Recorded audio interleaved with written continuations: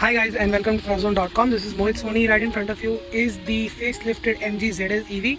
Yes, we drove it in 2018. We told you about it and how impressed we were with the car in terms of range, in the way how it felt to drive and the way it looked. We're going to do that again because MG has changed almost everything, but at the same time it's also a facelift.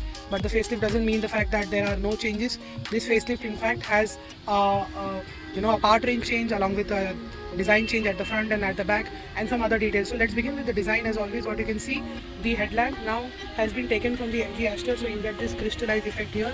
That's the LED DRL. It's the boomerang shape. It looks really nice. You've got LED projector lamps. Of course, there are no fog lamps, and that is the new part. That's the new locked grille. It's like, what do you like to say? That's the MG badge. I like the way how it's done. It's got red in between along with the MG badge. It looks nice. I think it will get better over time. And that's the charging socket right there. Open it up, and as you can see, there are two types of charging ports over there. It's got a 360-degree camera. That's the ADAS system, and that's the bumper and the liquid cooling system working overtime in Bombay's heat right now. And also because of the fact that we've been shooting it now, we've been accelerating it and so forth. So better look at how the headlamp looks like. It's a very nice flush design at the front. It looks much more flusher than before. I really appreciate what MG's done at the front. It is refreshing, new, futuristic. New cars always grab attention and people jump to the front to see how the grille looks like. When they do that, they are equally surprised with this car. And of course, it's not a registered car, so maybe some people don't know whether this is a petrol engine car or an electric car. But nevertheless, it's got a huge electric badge over there, so that is a big sign. Those are the new 17-inch alloy wheels, the new Michelin green spec tires. They are the Primal C and ST, are 17-inch wheels. So the wheel design looks great. Side profile remains unchanged. It's just the alloys that are lending it a very good look. Coming at the back, you've got the very MG Aster-like tail lamps at the back. The ZS EV badging remains, so does the Internet Inside badging. At the back you can see everything remains the same. It's only the lower part of the bumper that has received these elements here. The boot opens like this, and that is the boot, and a couple of things kept here gives you an idea of how much more and how much less that it can accommodate. I think that's a lot of storage space, and as you can see, there's a full size spare wheel on offer.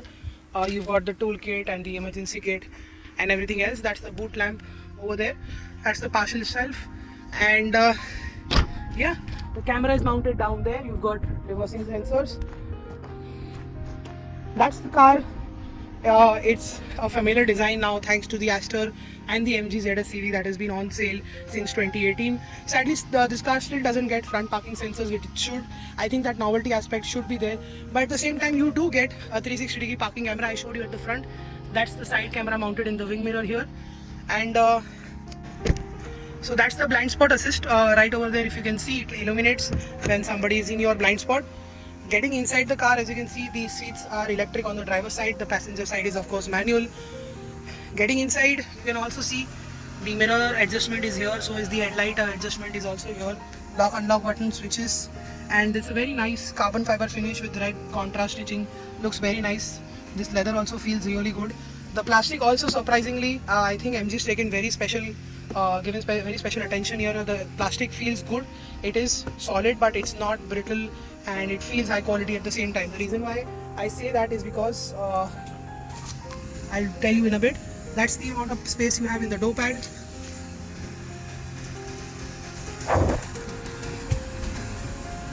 Getting inside the cabin, that is the new instrument cluster. That's a very solid door third as well. The build quality seems quite nice on the MG ZS EV. This is the interior. Soft touch here, soft touch here. Surprisingly no contrast stitching here, but it's here, and it's got that carbon finish here as well. You've got a nice soft touch material on the grab handle here as well. Stitching here and here. So everything I touch over here and see, I see it's all very high quality. The plastic part is also very good, so I think that's the reason why the plastic there, here and here along with the soft touch makes the cabin look very premium. I didn't expect it to be this good with the contrast stitching. It was earlier also, it was pretty much the same with the contrast stitching and the carbon fiber finish.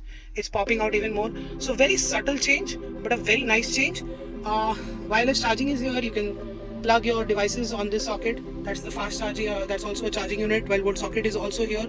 The cigarette lighter, that's the similar gear knob. That's for the driving modes. That's for the curve system that this car has. So it is basically the auto brake, the braking that happens when the car slows down. It charges the battery, so you control the modes via this. So the curve is on 3 now, then it can go into 2 and 1. So it feels like, and as you know, if you've driven an electric car, when you leave the throttle, it sort of recharges the battery, and it feels like it's braking, and it is. So that braking modulation in terms of power, so 3 is the highest basically, and 1 is the lowest, which will feel almost like a petrol diesel car, while 3 definitely feels like somebody's braking for you. So that's the feeling you're going to get with this car. The instrument cluster new has been revised, and it can be operated via from these buttons here. As you can see, there's tire pressure monitoring system, and you've got the eco mode with the range over there, and that's the drive select. That's the amount of battery that is being charged right now. That's the amount of charge it has. Brightness level for the screen, this is it. And then when you go lower here, you have 2 trip meters to choose from, so that's great. And this is the kind of space you have over here. It's got a nice door for the cup holders, and that's a cubby hole area to keep some stuff, a decent size one. That's the amount of storage you're going to get with the glove box. And passenger airbag can be switched off. Side it's not cooled or illuminated. The AC is working in Bombay's hot condition right now quite well. The seats are very soft, very comfortable, and it's going to be a bit of a problem for long distance, but I guess nobody's going to do really long distances in it.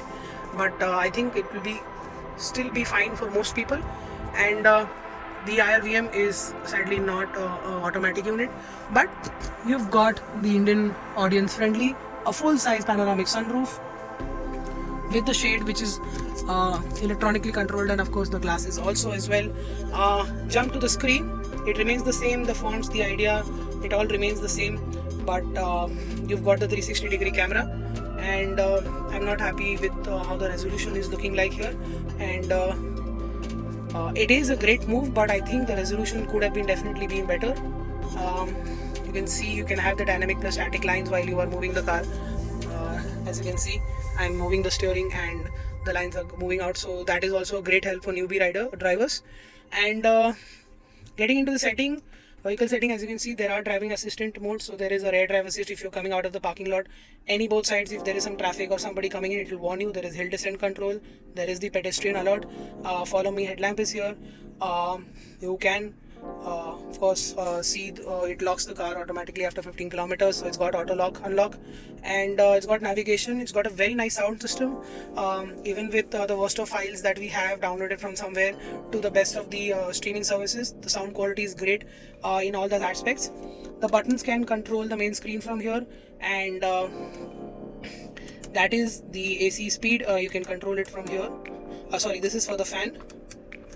So as you can see, the button is all the way around. I expect this one to, yeah, so you press it up, the speeds go up and it goes down. That's for the temperature. Fogger for the rear and the front. And yeah, that is the steering wheel. It remains pretty much the same as before. And yeah, it's a very nice looking steering wheel with red stitching all around.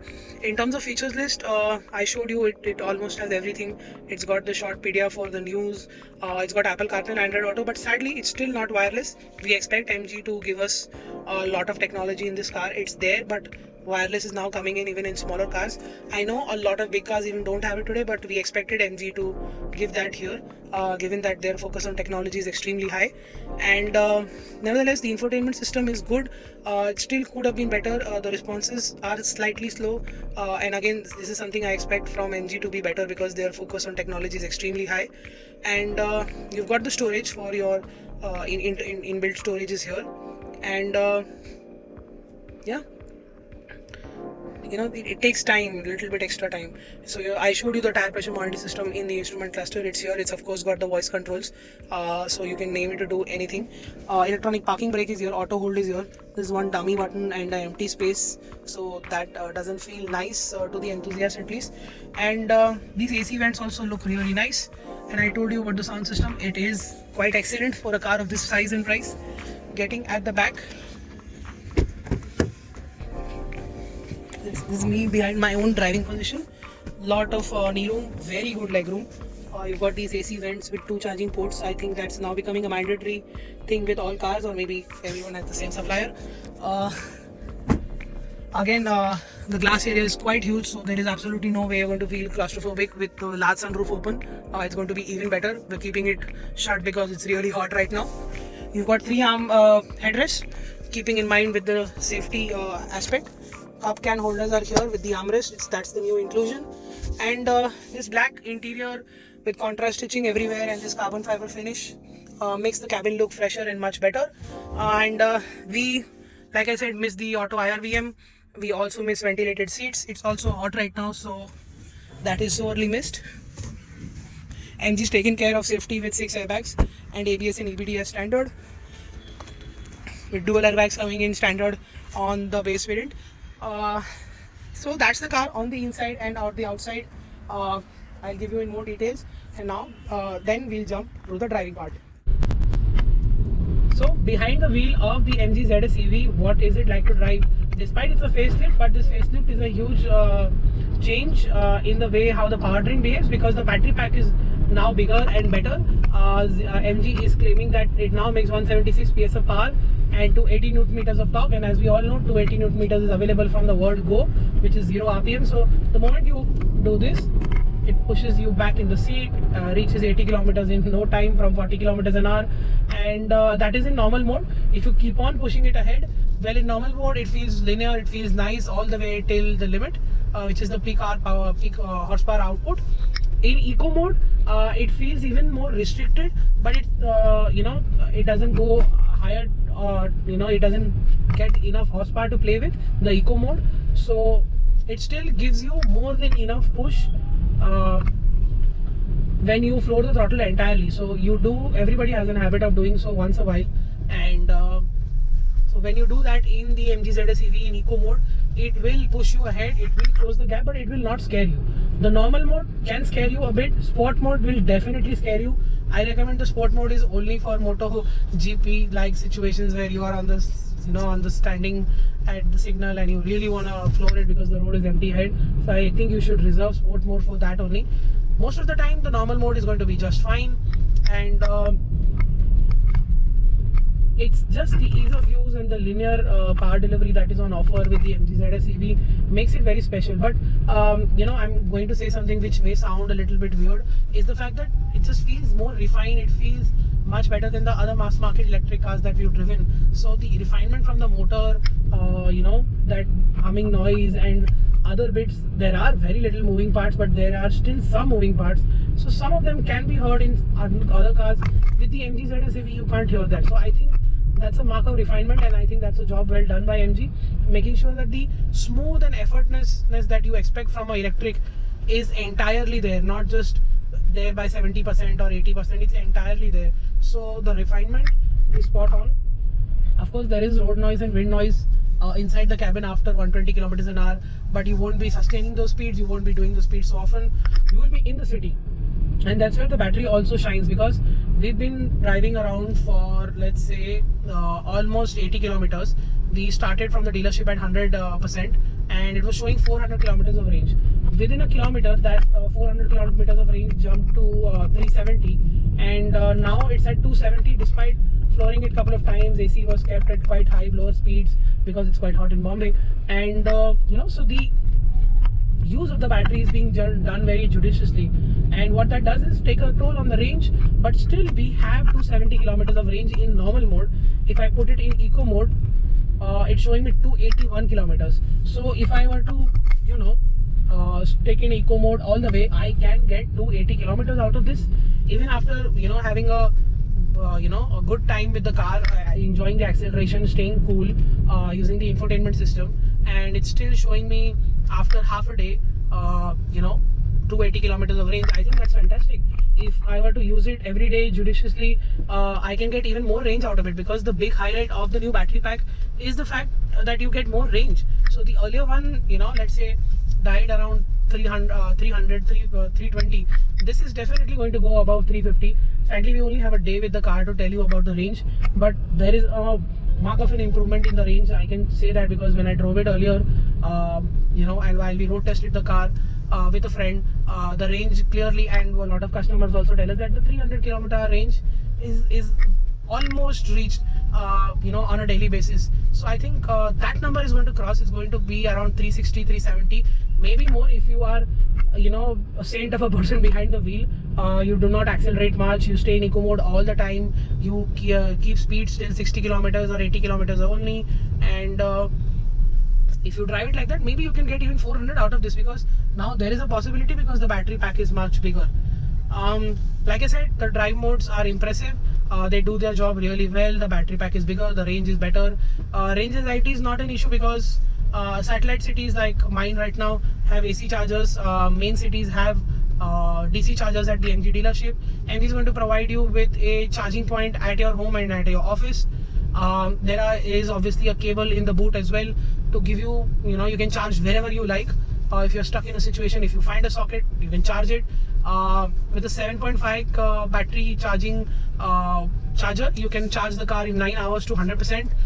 Full charge on DC charging takes around 8 hours, and so the range and the other aspects are also increasing. The range anxiety is going away, the charging infrastructure is increasing, so that makes the MG ZS EV quite a good car to live with. I told you a lot about its features and how MG is offering a lot with this car, and that also makes the MG ZS EV a very special car to live with. Let's talk about the dynamics. There is, of course, when you push it really hard, you will find there is torque steer, and when every time you leave the throttle, you'll realize that the battery is charging, because it almost feels like somebody is braking for you. Thirdly, body roll is there. It's well in check. The ride quality is also well judged over most bad roads.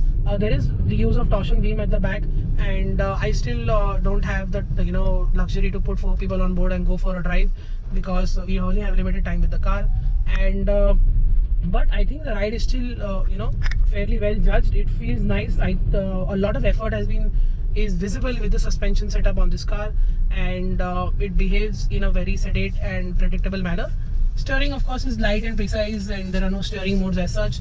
Taking turns in the city is very easy. The brakes are quite good.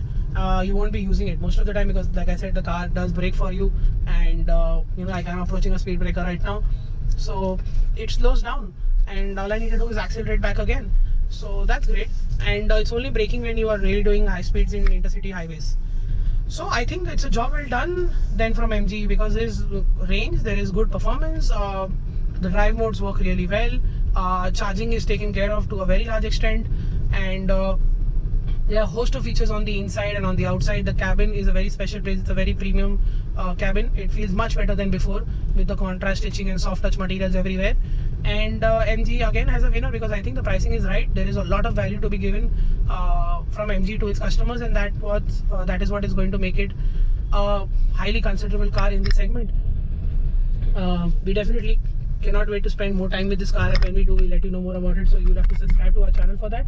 And thank you so much for watching. I'll see you next time in the next video. Until then, follow us on our website on a daily basis for news and reviews, and on our social media. And until then, goodbye.